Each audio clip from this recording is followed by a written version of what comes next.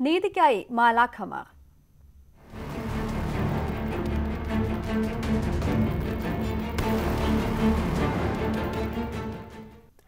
വേതന വർധനവ് ആവശ്യപ്പെട്ടുള്ള സമരം നഴ്സുമാർ ശക്തമാക്കുന്നു. ഈ മാസം 17 മുതൽ സംസ്ഥാനത്തെ സ്വകാര്യ ആശുപത്രി നഴ്സുമാർ പൂർണ്ണമായി പണിമുടക്കും. പ്രതിഷേധത്തിന്റെ ഭാഗമായി നടത്തിയ സൂചനാ പണിമുടക്ക് പൂർണ്ണമായിരുന്നു. 20,000 രൂപ മിനിമം വേതനം വേണമെന്നാണ് നഴ്സുമാരുടെ ആവശ്യം.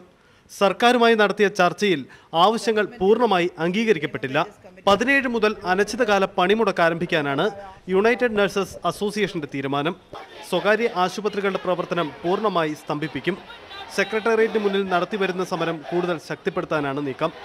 സംഘടനാ നേതാക്കൾ 17 മുതൽ നിരാഹാര സമരം ആരംഭിക്കും.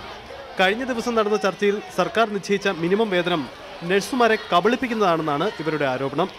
പ്രതിഷേധം ശക്തമാക്കുന്നതിന്റെ ഭാഗമായി ഇന്ന് നടത്തിയ സൂചനാ പണിമുടക്ക് പൂർണ്ണമായിരുന്നു. ആശുപത്രികളുടെ പ്രവർത്തനം തടസ്സപ്പെട്ടു. സെക്രട്ടേറിയറ്റിന് മുന്നിൽ നടത്തിയ ധർണയിൽ 100 കണക്കിന് നഴ്സുമാർ അണിനിരന്നു. ന്യൂസ് 18 തിരുവനന്തപുരം.